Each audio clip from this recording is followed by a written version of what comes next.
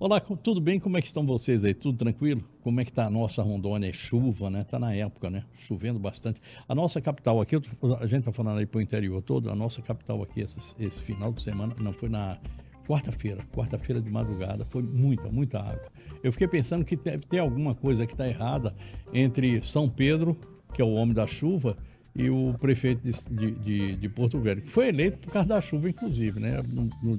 No dia da eleição caiu um toró aqui, ele fez uma live. Gente do céu, foi uma coisa de doido. Enfim, mas a cidade continua sofrendo e vai continuar sofrendo porque nós temos um erro de origem, né? Quando você tem um erro de origem, contamina todo o restante. A cidade cresceu para o lado errado, cresceu para a Zona Leste, que é o local onde está a parte baixa dessa estrutura geográfica nossa aqui. A gente devia ter crescido lá para o lado da Zona Sul, por ali assim, que é a parte mais alta. Mas enfim, fizemos uma escolha. Escolhas erradas, a gente paga por elas depois. Isso é que nem a gente costuma dizer, quem é advocacia, quem paga errado, paga duas vezes. É mais ou menos assim. Quando você faz alguma coisa errada, você termina se complicando com ela aí durante mais algum tempo. Falar em advocacia, eu estou trazendo hoje aqui um contador e advogado.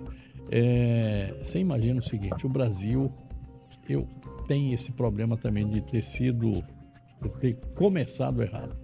Lá pelos anos de 1500, nós éramos colônia de Portugal, e aí a gente tinha toda uma estrutura que era de uma coroa imperial, que fazia aqui a arrecadação de impostos. Está lembrado lá que aquela história lá da Inconfidência Mineira, é porque o pessoal que processava o ouro estava incomodado com os 20%, né, 25%, não, 20%, que era o quinto, né, o quinto dos infernos, a derrama, e aí fez o seguinte, tá demais.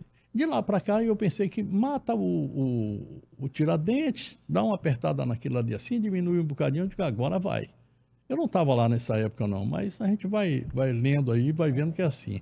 Hoje nós estamos aí com uma carga tributária que beira os 40%. A gente tem de impostos diretos algo que vai chegar aí a 27%, 26%, 28% daquele imposto que a gente chama de imposto de consumo.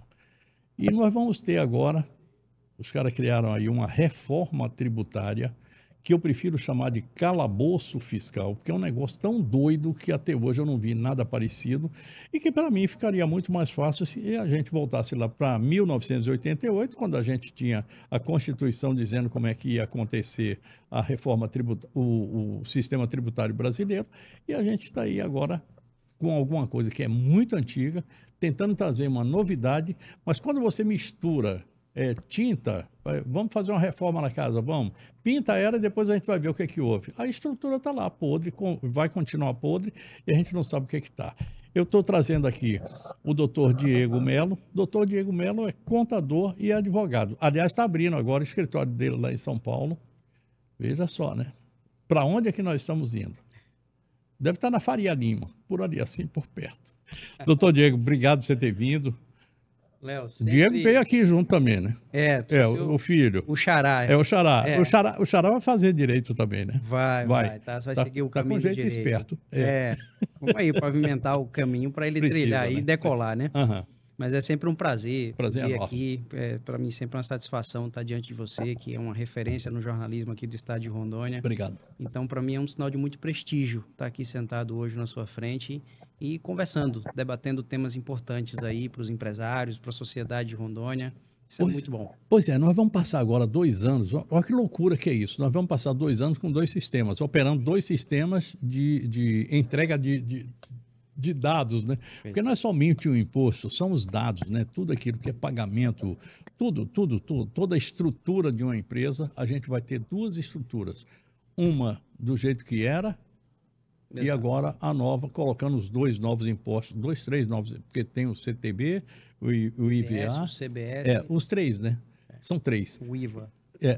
E o IVA. É uma loucura. Você imagina o que é que vai ser isso. E no final das contas, a gente está olhando aí que a economia não vai bem.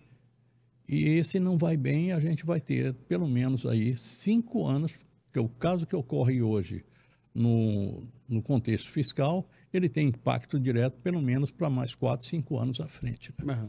Queria que você falasse a respeito disso. E a primeira pergunta é: quais são os objetivos desse calabouço fiscal? Mas antes disso, Desse um brinde à sua, puxadinho fiscal. um brinde à sua vinda aqui, Mina Linda, melhor água do estado de Rondônia. Olha aqui mais um, o Cleomildo, se prepara, contador. Aliás, o Cleomildo tem uma ótima contadora, então já sabe Cleomildo é um grande amigo aí, uma grande liderança empresarial. É verdade, e a gente tem que dar valor para esse pessoal. Verdade. São empreendedores. Empreender no Brasil não é fácil. Né? Você está empreendendo agora, né? Pois é, inspirado nesses amigos, como o Cleomildo também. A gente senta meia hora com a turma dessa, verdade. A velha guarda. Já sai cheio de ideia, né? Sai cheio de ideia, de inspiração, porque antigamente tudo era muito difícil e eles conseguiram construir o que conseguiram, né? Formar uma empresa de nome, com a identidade do estado de Rondônia. Cleomildo é uma figura inspiradora. Sentar com ele e conversar é sempre um aprendizado muito grande. Sempre. Tem muita história. Meu querido amigo Pio, um abraço bem grande. Estou devendo uma visita a ele, inclusive. Bom, a reforma tributária é o assunto do momento agora, né? Então, a ideia aqui não é dar uma aula de como que vai funcionar, mas de deixar aqui os alertas e os cuidados do que a reforma vai trazer para a gente, principalmente na vida das pequenas empresas, que são as maiores impactadas, né? Por que eu digo isso, Léo? A reforma tributária, infelizmente, ela não trouxe o aspecto da redução da carga tributária, até porque isso é um fato impossível de acontecer se não se discutir a reforma administrativa, né? Não há como diminuir carga tributária, porque precisa arrecadar para pagar a conta, se não parar de gastar do jeito que gasta. Então, esse assunto da redução de carga tributária não vai vir com a reforma, não veio com a reforma e está longe de vir enquanto não se discute essa reforma administrativa. Que está atrelado a o efeito da febre. E que e que está atrelado a um outro fator, que é a reforma política. Exato. Se você não tiver essas duas, é como você tentar colocar alguém para disputar a Fórmula 1 sabendo que ele não tem uma perna. Está difícil, né? Está complicado. Então, infelizmente, não vai vir a redução da carga tributária. Não veio, né, a redução da carga tributária, porque já é um fato, já está consolidado. A partir do ano que vem já começa a fase de teste, né, que é o levantamento de dados, o acompanhamento, a adaptação dos documentos fiscais, que é a fase inicial ali de monitoramento e é um período importantíssimo para o pequeno empresário entender como é que é a dinâmica, sentar com o contador e assessora, precisa sentar com o contador, não há espaço para amadorismo, precisa profissionalizar, isso do pequeno, médio, grande, precisa estar todo mundo organizado, principalmente em coisas triviais do dia a dia que muitas vezes as pequenas empresas sentem em não ter uma estrutura, uma capacidade grande de estruturação de contas a pagar, receber, um departamento financeiro adequado, um departamento RH, de compras, né? Exato. Que a grande maioria das empresas, o dono é o cara que vende, é o cara que compra, é o cara que faz o café, é o cara que faz a limpeza. E sai na rua para pagar as contas. Exatamente. Então, como que a gente convence ou como que a gente diz e faz esse cara sentar numa mesa com um contador e dizer, olha, a gente precisa agora organizar e tudo aquilo que de repente você estava adiando para resolver, agora é a hora de resolver. Então, primeira lição aqui seria procure o seu contador, se oriente com ele, se intere de como que está, reorganize a estruturação financeira e administrativa da sua empresa, por menor que ela seja, porque isso vai ser fundamental para você descobrir os caminhos que vai trilhar dentro dessa reforma. Antes que você continue nessa linha aí, eu precisava lhe fazer 2 perguntas. Primeiro, você acredita que num determinado momento, porque nós temos problemas sérios com essa reforma, nós temos agora e teremos esses problemas sérios. Você acredita que em algum momento o Estado, o governo, vai olhar e dizer assim, nós erramos nesse ponto e a gente vai retornar, a gente vai consertar? Você acredita que tem espaço para isso e que há vontade política para isso? Olha, eu acredito que sim. Porque se isso acontecer, vai ser em 2026, né? Eu diria que na realidade de 27 para frente, porque assim, a reforma tributária está estruturada em 3 fases. Essa fase agora é a fase do imposto sobre o consumo. E dentro do imposto sobre o consumo, eles estão tentando, né, trazer a simplificação, que eu acho que essa realmente vai acontecer. Vai ficar mais simples entender qual que é o imposto ou quanto que é esse imposto. Então, isso eu acho que é o principal ganho. Bom, nós temos quantos impostos no Brasil? Nossa, em torno de?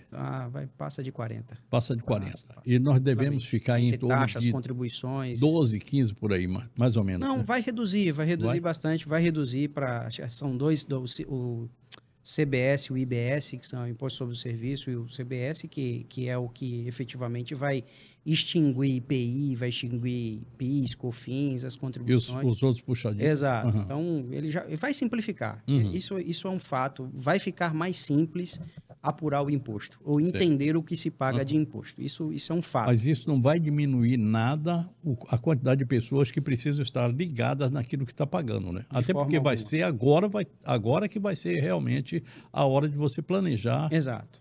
Fazer o planejamento tributário, né? Exatamente. Esse ano de 2026, na realidade, agora é uma decisão importante, você precisa tomar junto com o contador, que é organizar, trilhar 2026 de forma ordenada, analisando os dados e vendo como que vai ser esse acolhimento jurídico de todas essas mudanças, né? Quer dizer, na verdade, estamos falando de contador e de advogado. Advogado, exatamente.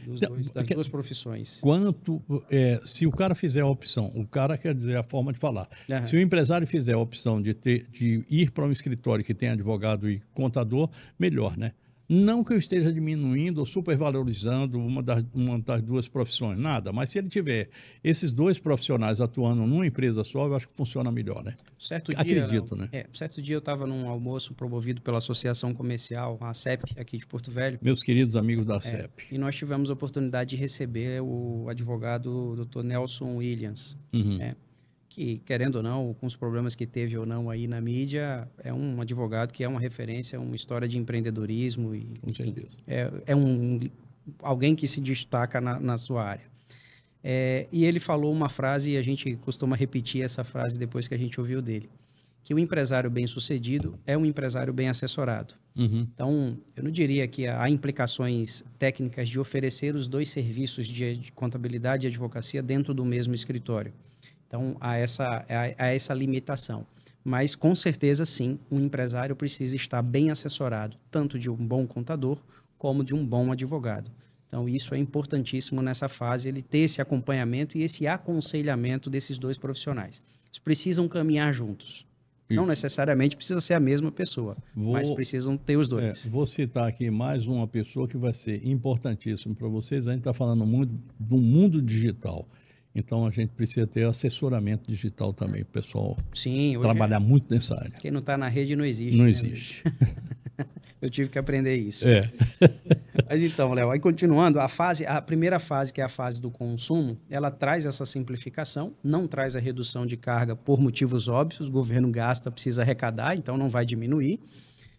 E a segunda fase é a fase sobre a renda, né? Sobre a renda, que é o que se discute, inclusive essa semana, dessa semana agora, saiu a publicação da Lei da Tributação, né? Dando a isenção do imposto de renda dos R$5.000 lá para a população, mas tributando a distribuição de lucros para quem retira acima de R$600.000 no ano, que dá uma média de 50 mil mês. Então, isso é um tema muito delicado, mas já é um reflexo do início desta segunda fase, que é a fase da reforma sobre a renda. A terceira fase, a promessa é regulamentar e otimizar a tributação sobre o patrimônio.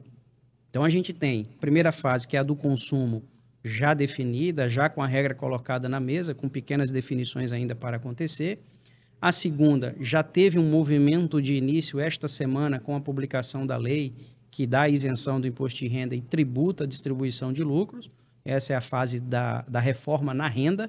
E uma terceira fase que vai começar a discussão é sobre o patrimônio, né? Que hoje você paga o IPVA, que é sobre o seu carro, você paga o IPTU na sua casa, você paga o ITR na sua fazenda. Então, hoje já tem uma série de impostos que são pagos sobre o patrimônio. Então, isso também vai entrar na fase de discussão em breve, que também faz parte desse arcabouço dessa reforma. Olha, vou falar uma coisa aqui para vocês. é uma injustiça que alguém que recebe Bolsa Família ou que não tem uma casa para morar, que mora na rua, pague o mesmo imposto sobre o cafezinho que eu pago, que o Silvio Santos já morreu, mas que a família Marinho pague, que um banqueiro paga. Não tem nenhum sentido. Isso é uma distorção daquilo que a gente tem em termos de imposto e que precisa ser reorganizado. Será que isso vai acontecer? Eu não sei, não é a mesma. O mundo é diferente, cada país tem seu sistema. Nós estamos adotando um sistema que é um pouco mais moderno, mas ainda temos muitas amarras que estão lá atrás, desde a época do Brasil Império. E eu não sei como é que vai acontecer isso. Nós temos leis, como, por exemplo, o armazém alfandegado, que isso é do tempo do Império, continua sendo até hoje aqui a mesma coisa. Você olha lá e diz assim, não, é a mesma coisa. A gente pagava aqui terrenos foreiros, terreno de marinha, esse negócio. É um negócio tão louco que você faz assim, mas por que está fazendo isso? E o Brasil precisa dar uma mudada. Precisa. Bom, eu vou fechar esse bloco aqui, eu vou chamar o Hospital de Olhos Veloso e a gente vai continuar nessa conversa aqui, porque chamando bem a sua atenção, as coisas vão mudar. E esse programa aqui já é a segunda vez que eu trato desse mesmo assunto. Vocês precisam estar inteirados daquilo que vai acontecer. Vocês estão vendo hoje aí uma discussão que está acontecendo em Brasília, que é o tratamento que deve ser dado aos sonegadores contumazes, os devedores contumazes. Tem uma empresa aí chamada Refit, que é a maior devedora do Brasil, e que hoje o Estado foi lá para pegar alguma coisa dele. E a informação que se tem é o seguinte: se não tem condição de pagar, vá à falência. Eles estão há 10 anos tentando se recuperar judicialmente e a gente sabe que o negócio estava sendo muito mal feito. O Estado está sentindo que estão passando a perna e o Estado já passa a perna também. É uma briga aí de canhão grande. E a gente tem que ficar esperto, que é para a gente não entrar no meio dessa briga aí. Intervalo, eu volto já já. Na capital, no interior, não se tem nada igual. Modernidade, muito trabalho e dedicação. A clínica cresceu e se tornou um grande hospital. 0800 333 3040. Pra que seu olhar seja maravilhoso. Hospital de Olhos Veloso.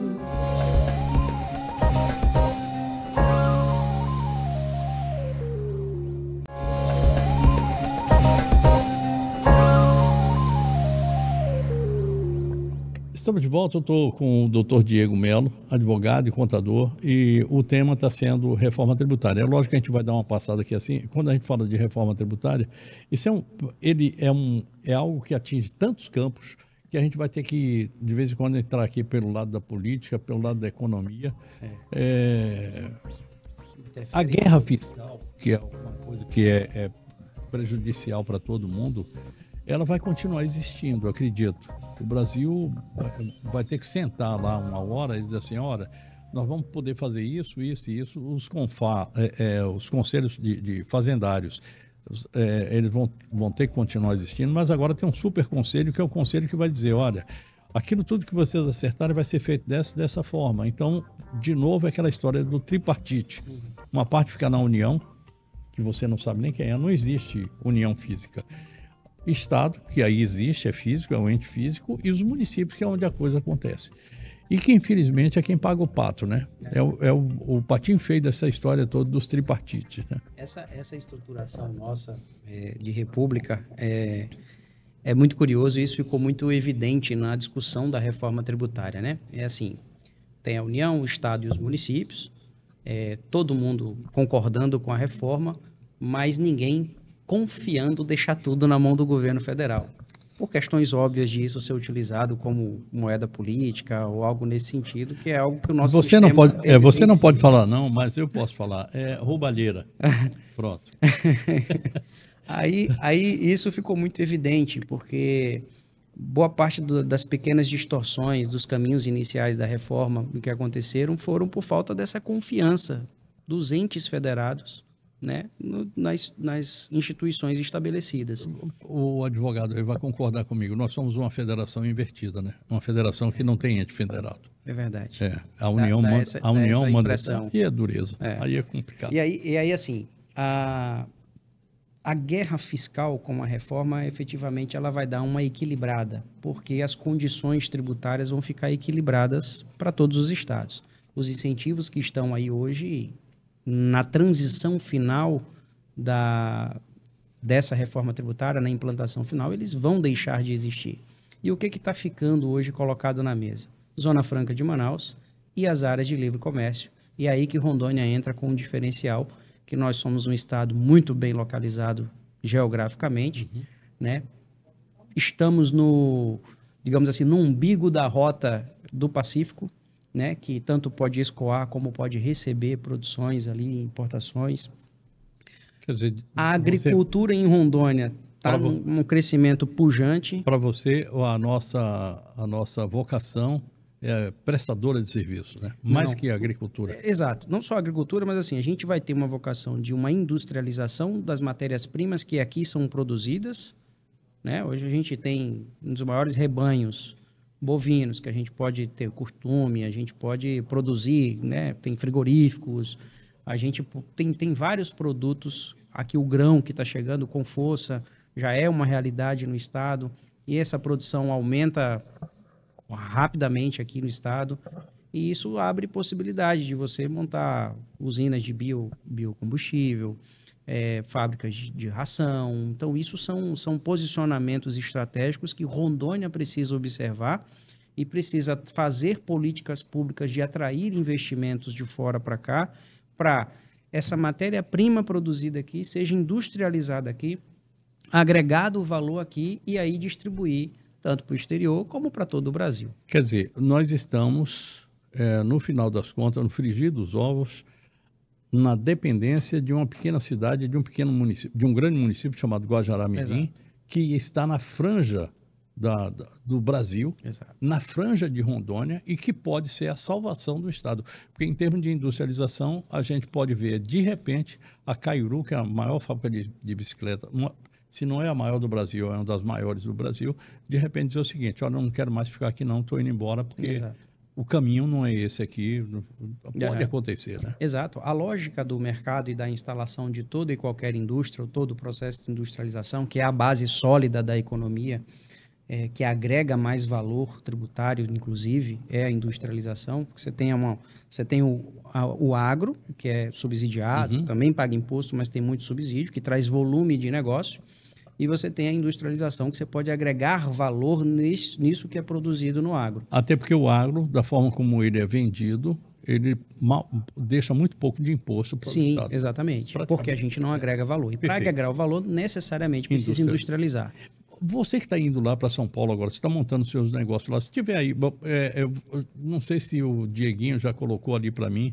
Já passou lá, Dieguinho? Já. Está na mão pede a ele para jogar aí para mim o endereço. Você está lá em São Paulo. Isso. E você está levando um cardápio, né, um menu daquilo que nós temos em termos de oferta de facilidades para quem quer empreender em Rondônia. Exato. Mas é muito pouco em relação ao restante do Brasil, né? Quando assim, a gente olha Santa Catarina, por exemplo... É porque, em regra, as indústrias e até mesmo a reforma, né? Você leva o recolhimento do imposto ali para... Você leva o recolhimento... É isso aí. Exato. Nós estávamos lá. Uhum. Nós estávamos numa discussão a respeito desses incentivos e desses diferenciais em relação a Guajará-Mirim, que efetivamente vai ser o futuro. Perfeito. O futuro do estado de Rondônia passa por Guajará-Mirim. Né? O início passou por lá e o futuro também. Que coisa, né? Que coisa. Né? Então, o passado foi Guajará e o futuro será. O que é a ideia, Léo? A ideia, de repente, parece um contrassenso ir para São Paulo, para um grande centro, um escritório daqui do estado de Rondônia, ir aventurar no meio dos grandes, ombrear com grandes escritórios, com grandes... Mas eles têm o que a gente não tem, que é Rondônia, a gente não tem Guajará-Mirim, e a gente tem um diferencial logístico, a gente tem o Rio Madeira, a gente tem a ponte que está saindo agora, a gente está perto. O trânsito marítimo pela Rota do Pacífico ele é em torno de 20 dias mais rápido do que a rota convencional que é feita hoje. E isso, em termos de negócio e de volume de negócio, faz muita diferença. Aquela ferrovia chinesa deve sair? Você que está acompanhando bem essa coisa. Está acompanhando, e as conversas que tem de bastidores é de que sim, ela deve sair. Os chineses são muito bons de prometer e não fazer, né? Mas aí que tá, Léo, eu acho que... Sabe quando tudo conspira para um momento... Quando o universo conspira a favor, está acontecendo. É a tempestade perfeita. A tempestade perfeita está vindo para Rondônia. Por que isso? Você tem uma situação geopolítica mundial, que a China não quer depender de Canal de Panamá, muito menos de Estados Unidos ali para estar transitando com suas produções. Muito menos agora, né? Exatamente. E aí que bate exatamente por aqui.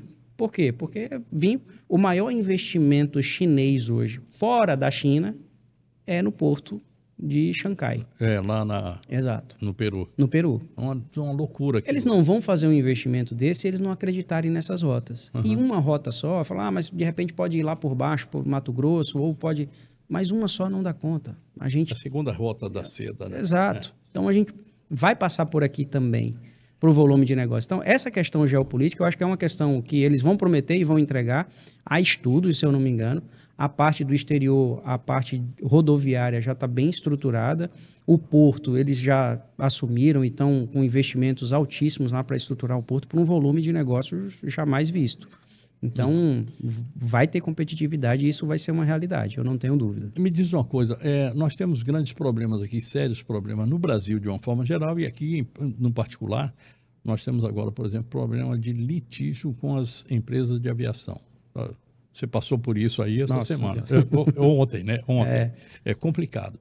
Então, como é que a gente vê isso aí? Porque a insegurança jurídica, ela não está aqui em Rondônia. Ela vem lá de cima da União, do STF, STJ e tal, e ela vai se espalhando. Eu tenho medo disso, porque isso, quando começa a chegar, aquelas decisões que estão sendo tomadas no STF, STJ, CNJ, e que desce, que vem para o primeiro grau, aí a gente começa a pensar, será que vai ter justiça mesmo? Será que a gente pode confiar nisso ou naquilo? Será que isso aqui é...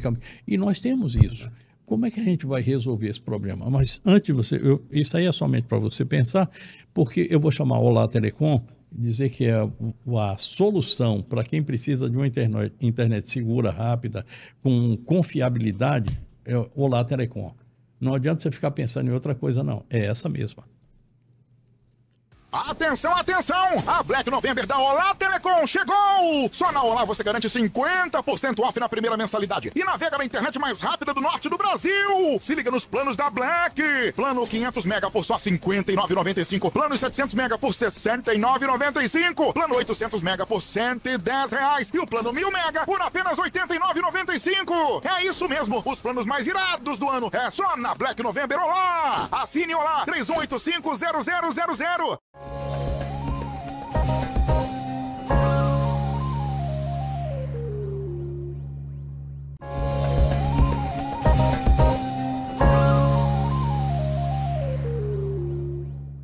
Estamos de volta, eu estou no terceiro bloco do nosso programa de hoje. Bom, hoje está passando bem rápido, né, rapaz? Um assunto como esse, uma pauta dessa que tem coisa pra caramba, a gente vai deixando assim, passando uma e outra. Eu perguntei aqui a respeito dessa questão jurídica, né, de previsibilidade jurídica. Isso vai envolver outras coisas. Tem eu falo muito dela, a curva de Laffer, que é um negócio que quanto mais complicado é para você cobrar imposto, maior é o volume de sonegação. Exato. A tendência hoje o governo tem tudo que ele quer, né, na mão.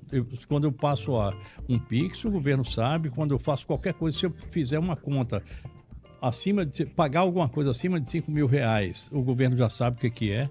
Quer dizer, está tudo na mão dele. Se ele começar a cruzar dados, a possibilidade de sonegação vai embora. Mas a sonegação, ela sempre vai existir quanto maior for a taxa de imposto que ele me cobra.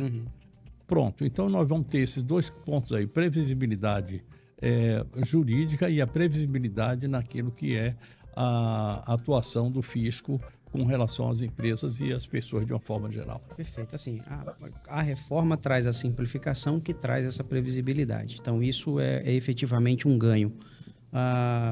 Com relação a essas particularidades de mercado, de guerra, e que efetivamente vai trazer uma paridade de armas para todos os estados. E aí a gente entra para uma outra regra lá da economia. Em regra, a indústria ou ela se instala ou onde tem matéria-prima ou onde está o mercado consumidor. Perfeito. Né? Então, De preferência os dois. de preferência os dois. É por isso que está lá em São Paulo. Rondônia não tem um mercado consumidor atrativo, né? Não tem como comparar a população de 1,5 milhão de habitantes, 1,8 milhão habitantes, com só São Paulo ali, acho que 12 milhões, 11 milhões de habitantes. Não, é o ABC. Então, é uma coisa desleal. Então, esse consumo, então esses estados que têm um mercado consumidor maior, eles vão ficar mais favorecidos. Daí há uma discussão há a criação de um fundo que vai ser discutido, que ninguém sabe quem é que vai mandar nesse dinheiro. Do conselhão. Que é o tal do conselhão lá.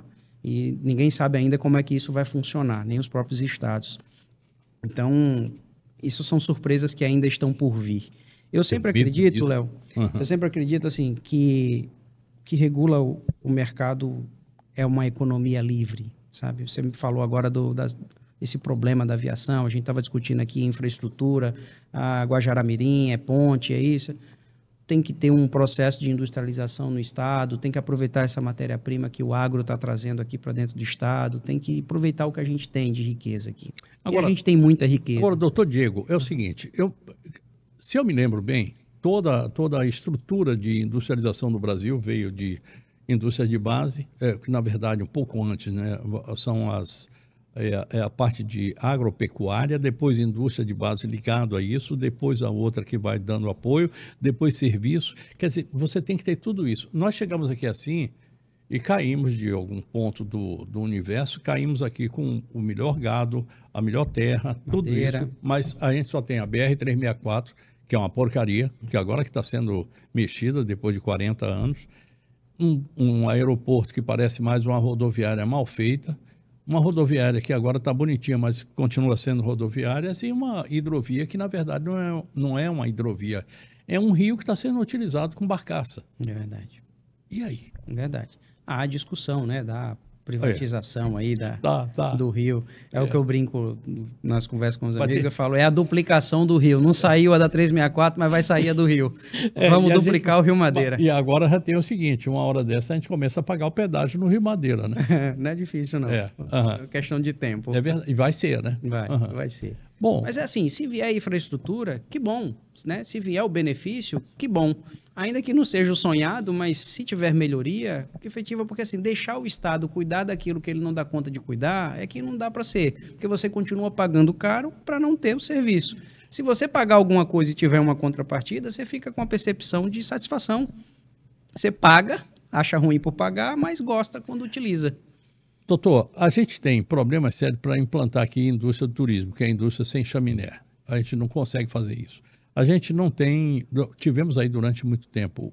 A produção de couro é um negócio terrível e a gente vende todo o nosso couro aqui para fora. E não tem ninguém que vai fazer alguma coisa. Vamos lá, a gente aproveita um pouquinho, um pedaço do couro em blue, mas o resto é couro salgado e vai embora para fora. A gente nem sabe que existe isso. A nossa carne vai lá para fora também, a gente não tem o café. Cacau. A gente está começando a mexer agora com a indústria de pescado, né? Parece que está começando, mas o resto está tudo muito incipiente. Verdade. Quando você fala em crescer e a gente tem a zona de livre comércio lá de Guajará-Mirim, isso está dentro do universo de quanto tempo? O Diego vai ver, não? Vai ver. Diego é seu filho. Eu acredito nisso. O filho dele vai ver. O meu neto, eu não sei se ele vai ver. O meu neto já está com 27 anos. Eu acredito que sim, né? Eu acho que isso mais agora... 10 anos, 15 anos? Eu acho que sim. Eu acho que a reforma, a sacramentação dessa reforma vai impulsionar os lugares que têm incentivo. E os lugares que vai sobrar incentivo é a área de livre comércio, é a Zona Franca de Manaus. Se o Estado fizer o dever de casa de cuidar da infraestrutura para ter o voo mais barato, ou ter voo pelo menos, que aí a gente já fica alegre. Já fica alegre.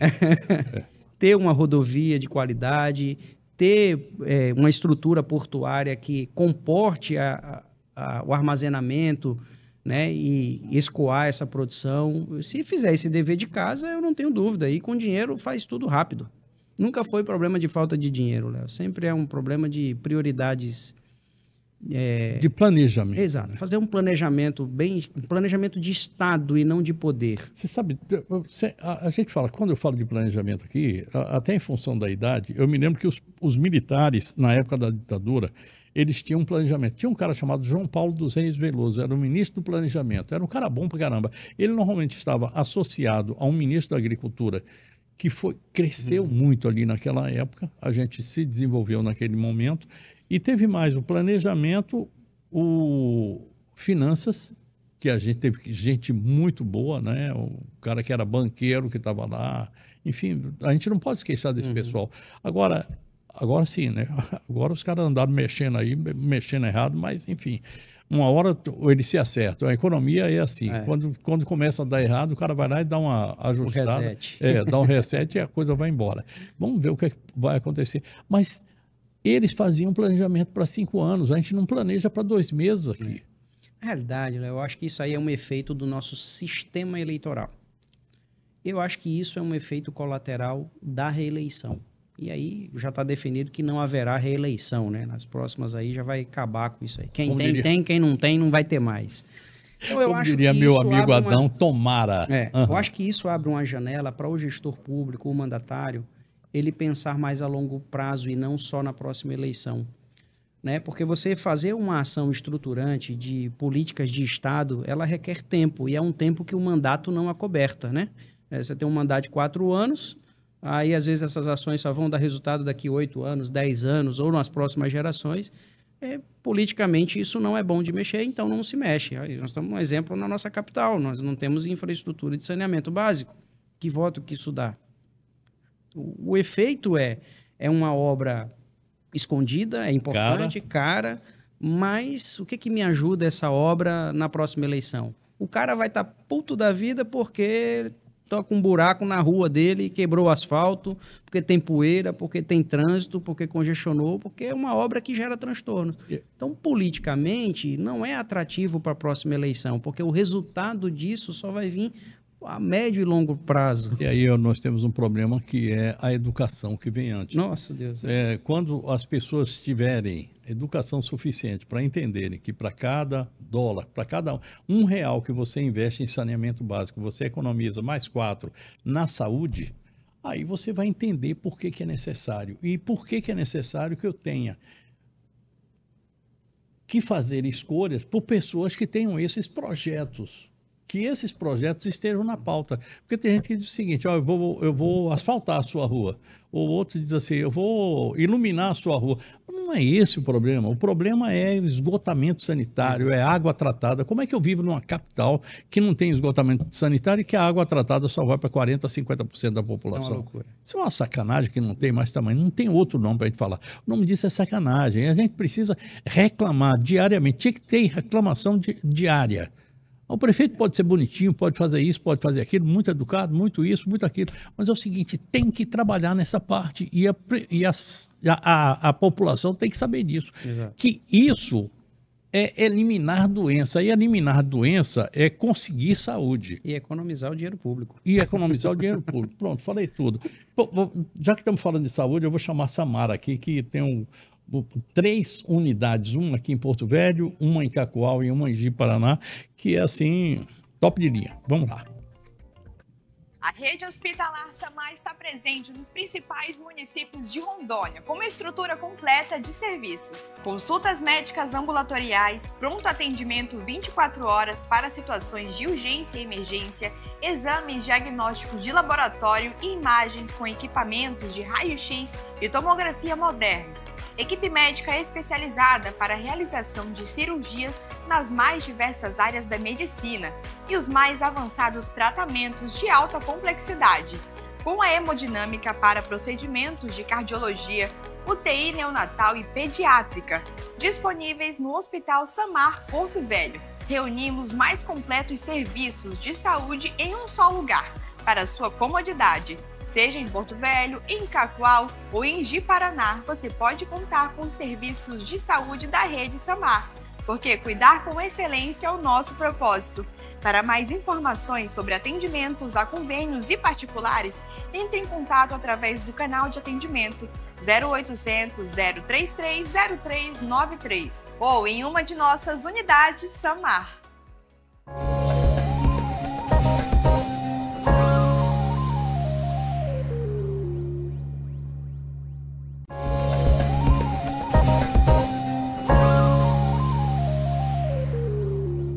Estamos de volta para o quarto e último bloco do programa de hoje, que passou assim, ó, desse tamanho. E eu queria lembrar uma coisa aqui, a gente está conversando aqui assim no intervalo, enquanto vocês estavam assistindo aí os informes que a gente manda aí, os informes comerciais, o bloco de comerciais, e a gente estava conversando aqui a respeito de que o Brasil não tem estadista. O último estadista que eu me lembro que o Brasil teve aqui foi possivelmente Juscelino Kubitschek. Possivelmente. Depois dele, nós tivemos alguém que foram 2 mandatos. No primeiro mandato foi realmente estadista. Estou falando de Fernando Henrique Cardoso. Sou macaco de auditório dele no primeiro mandato. No segundo mandato foi uma porcaria. Então faltou a visão de estadista para ele no segundo. Nós tivemos alguns nomes assim, que vão surgindo alguns nomes aqui e ali, que são estadistas. Você faz, então, esse cara aqui, ele tinha visão de Estado, tinha visão do geral. Mas falta muito, e a gente sente isso. Tá carente disso. Não, tá. Isso tem a ver com a educação, tem a ver com a estrutura de vida mesmo, com a cultura do país, enfim, com o passado do país, enfim, e com as pressões que a gente vem recebendo de fora. A gente viu agora a COP30. O que é que você achou do fiasco? Nem vou perguntar, né? Caro, né? Caro, literalmente acabou em fogo. Pronto. Era para falar sobre desmatamento e incêndio da mata, literalmente acabou. Pelo amor de Deus, parece que foi feito assim a pincel.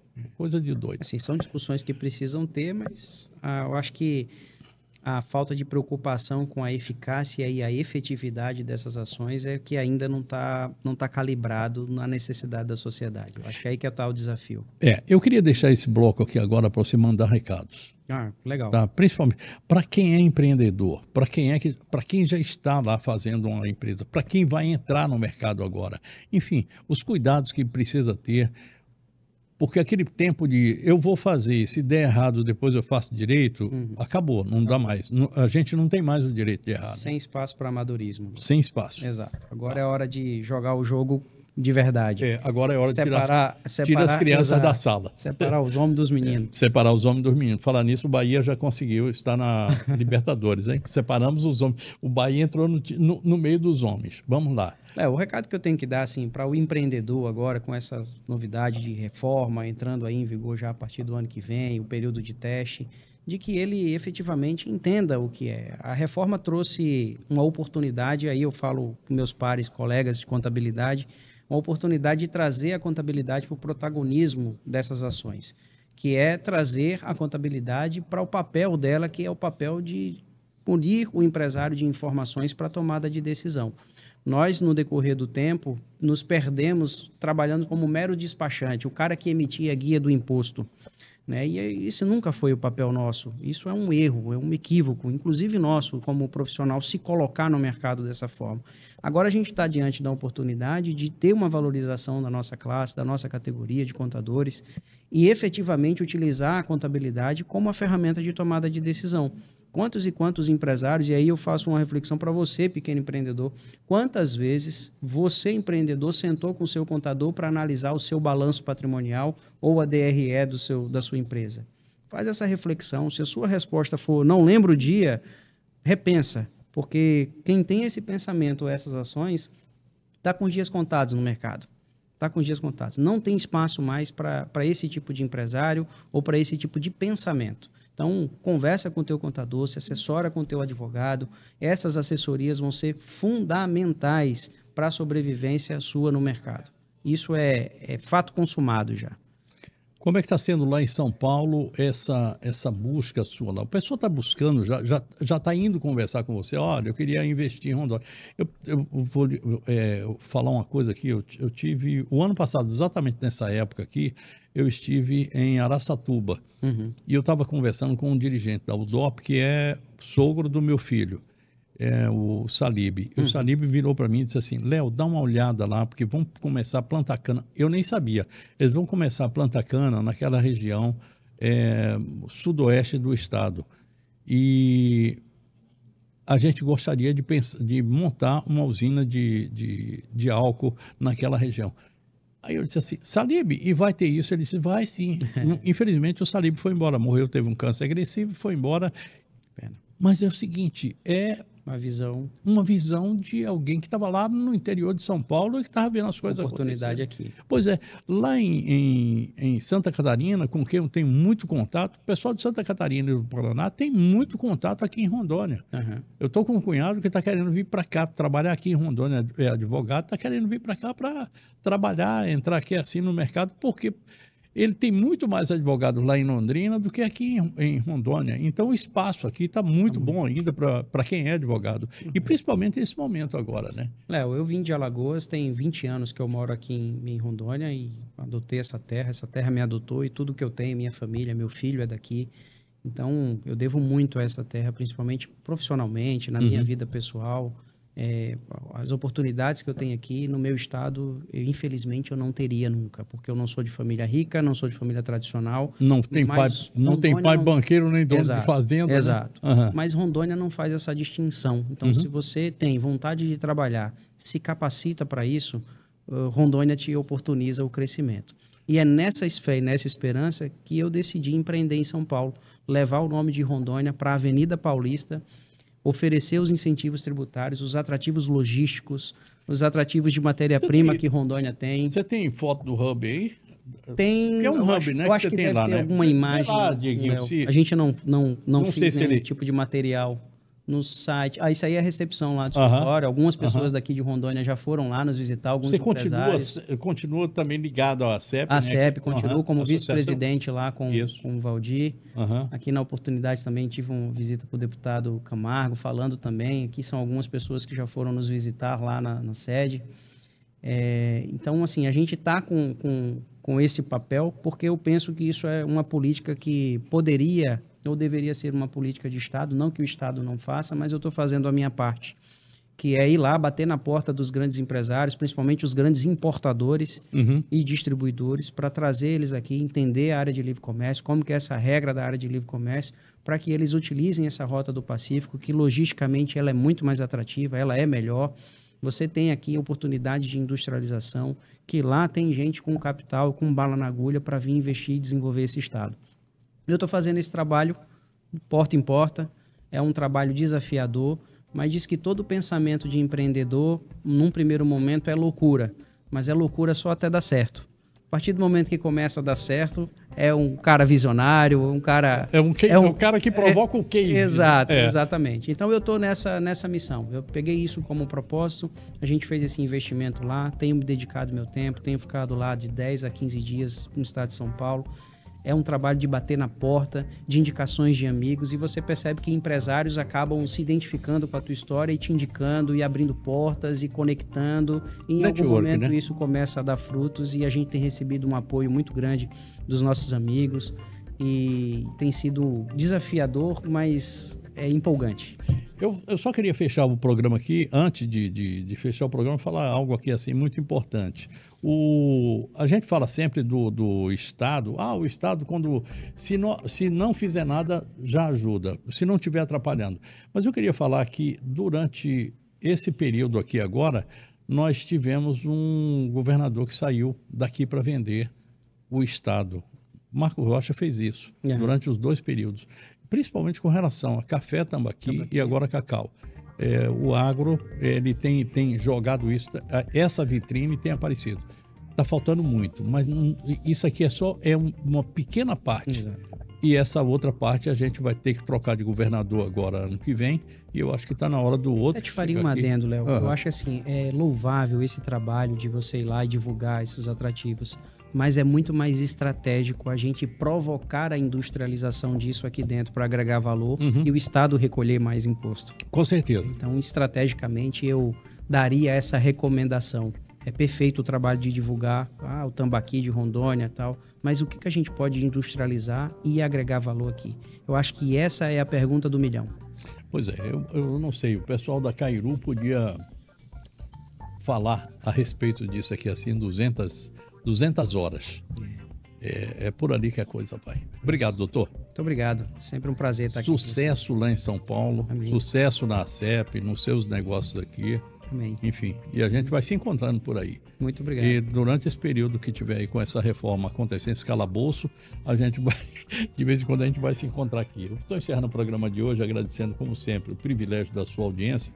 Eu quero convidá-lo para um novo encontro. Na segunda-feira, eu vou trazer aqui a doutora Rebeca. A doutora Rebeca trata de alopécia, também conhecido como calvície. Calvície em homens e mulheres. E ela não... A história é diferente, vocês vão ver. É tratamento capilar. Se você ainda tem um fio de cabelo que tem lá uma raiz, que tem alguma coisa, ela tem o tratamento para que ele se desenvolva novamente. Não tem coisa pior do que a gente ficar careca. Não é, Léo? É verdade. Eu me lembro do tempo que eu tinha muito cabelo. Desejo a todos vocês boa noite, bom sono e bons sonhos, um ótimo final de semana. A gente se vê por aí. Fiquem na paz, fiquem com Deus. E se lembre que você só pode ir para a cama depois de falar comigo. Na paz.